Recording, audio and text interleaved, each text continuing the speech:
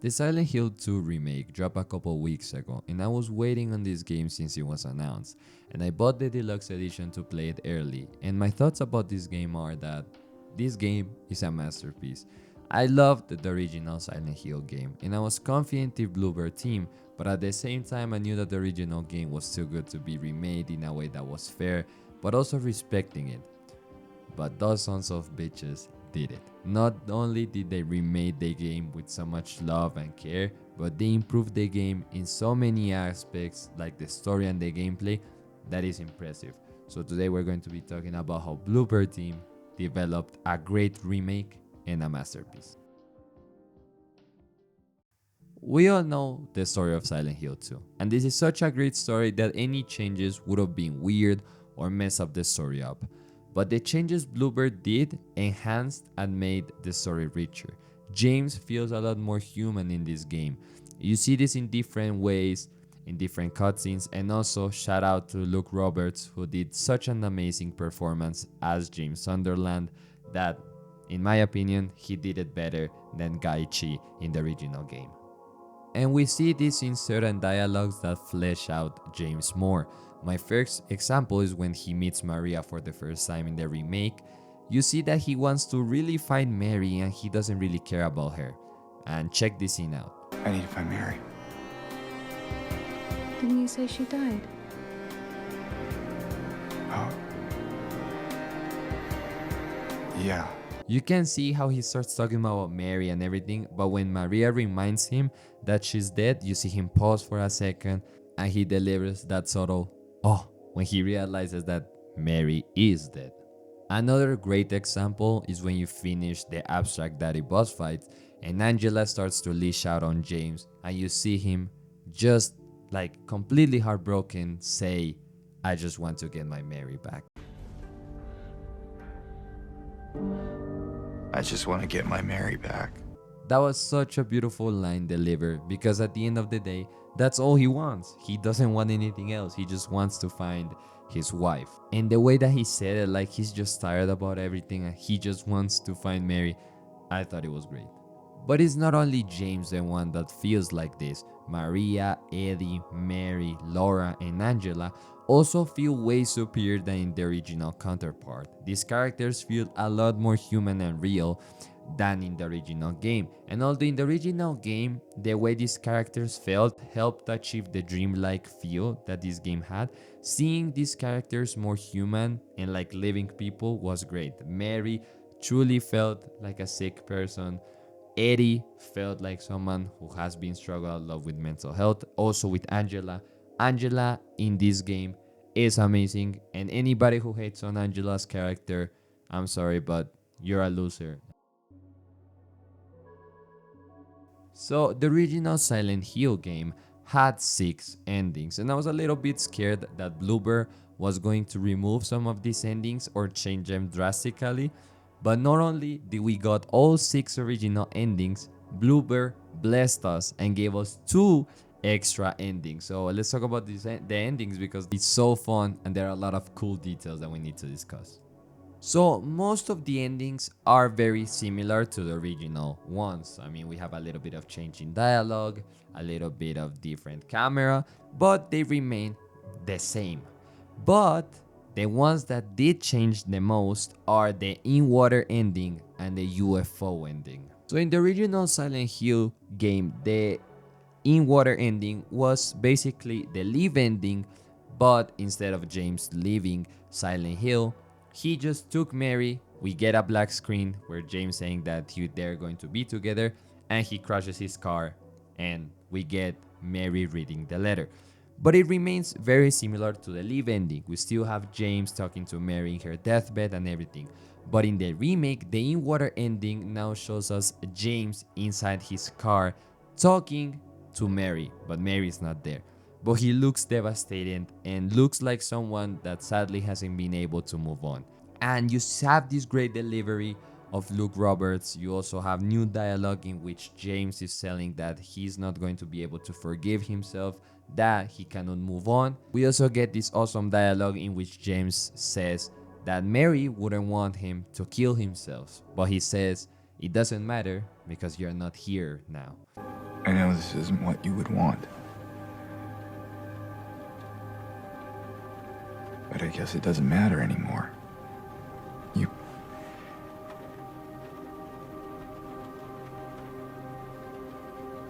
You're not here.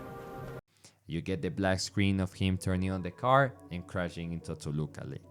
They're very different, but obviously the in-water ending in the remake is way better. It's more fleshed out, new dialogue. It feels very different to the live ending, so I love the different changes that they did to this ending. Now let's talk about the UFO ending. The UFO ending is always a silly ending in Silent Hill. It's supposed to be kind of like a joke ending and have little funny cutscenes.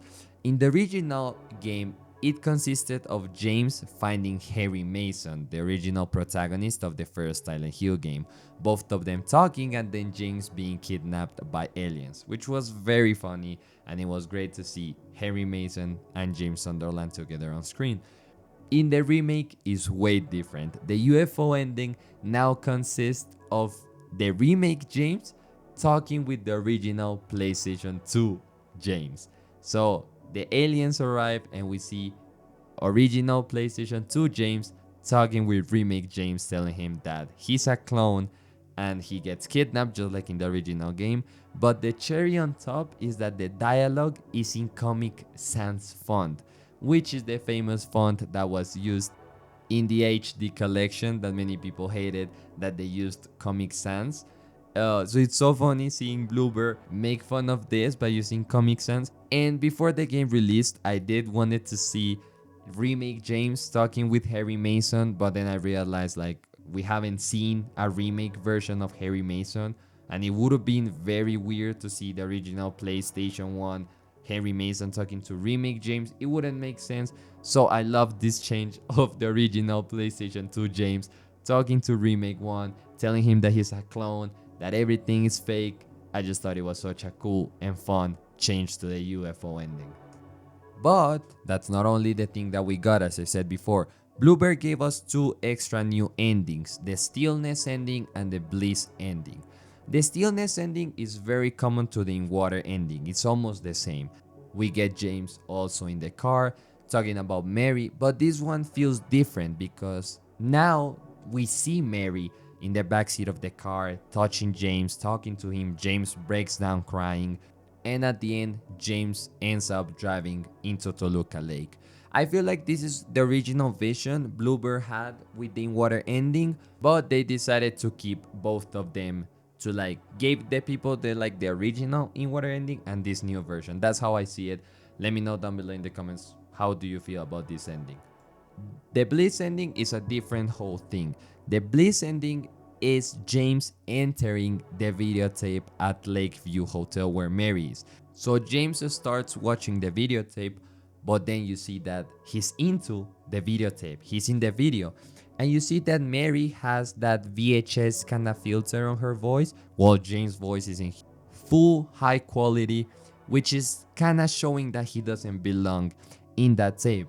After that, James touches the camera and he says,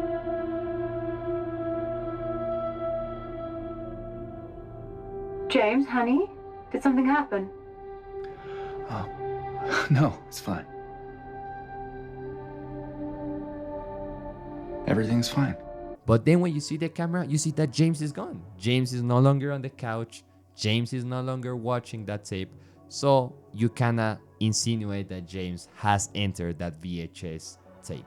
I feel like you can consider this the happiest ending of them all because it's James finally reuniting with Mary in the videotape. We don't know if it's real, we don't know if it's false, we don't know if it's a loop or what is, but I mean, it's James finally being with Mary. That's all that he wanted. Now, let's talk about gameplay, which has been largely improved. First, let's start with the combat, because let's be honest, in the original game, the combat was not good. Silent Hill 2 is amazing, but the combat was ass. It consisted on standing still and shooting the enemy that he was probably going to die pretty quick. It was not challenging or engaging regarding on the difficulty that you were.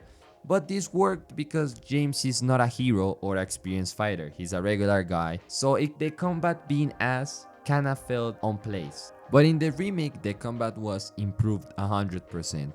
Now the combat is way better, but it still remains very grounded because of James' character. You don't feel like Leon Kennedy or Chris Redfield, no, you still feel like a regular ass human being, but now you don't feel that stupid that you need to stay still while shooting. Now you can move while shooting, and the combat is way more engaging, and this is way fun and feels better because of how improved and now great the boss fights also are.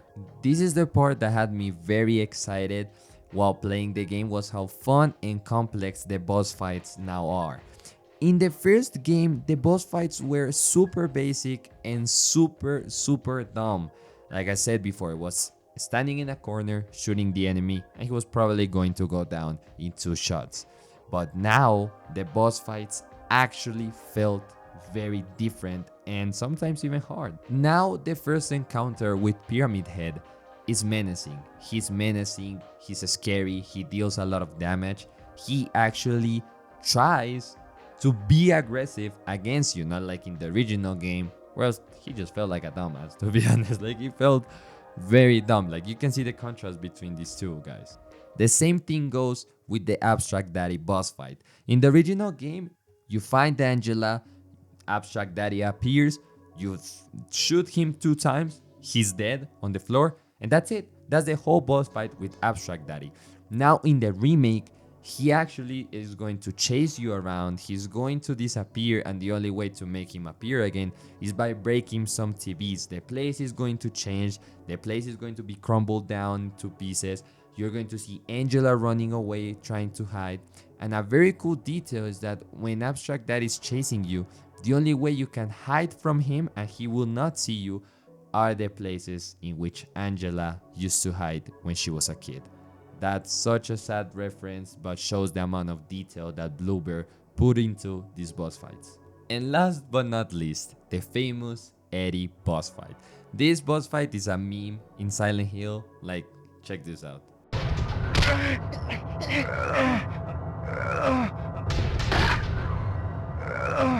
So when I was about to play this boss fight, I was like, how is Bluebird going to make this boss fight good? Because Eddie is a regular human being. Like, you cannot shoot him on a room and pretend like he's going to walk off those bullets and actually make an intriguing boss fight.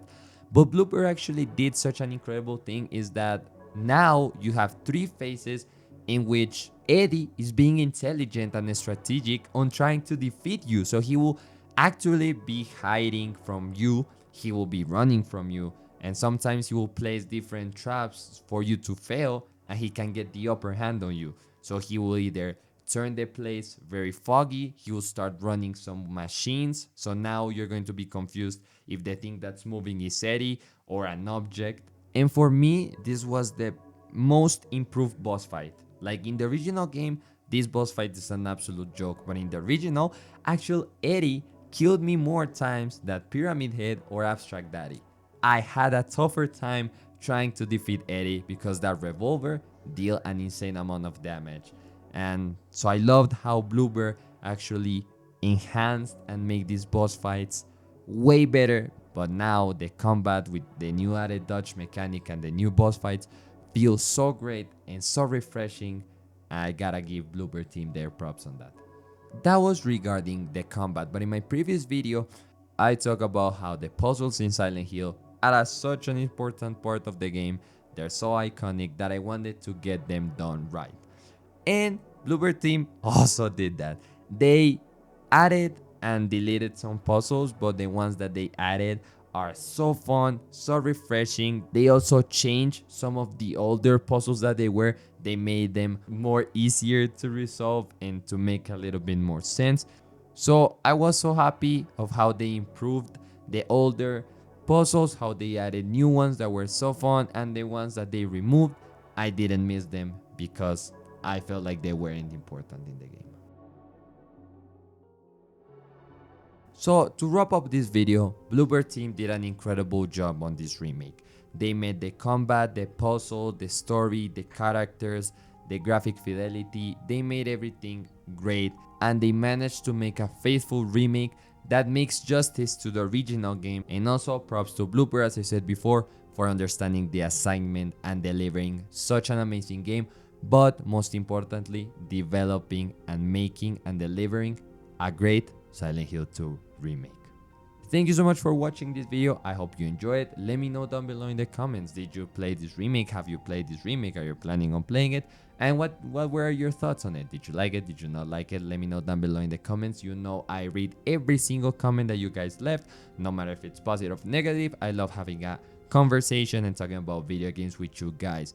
Like the video if you like it, subscribe for more video game channel. We're going to be returning to this, making more videos. There are a lot of things coming soon that I want to talk about. So thank you so much for watching this video, and I'll see you in the next one.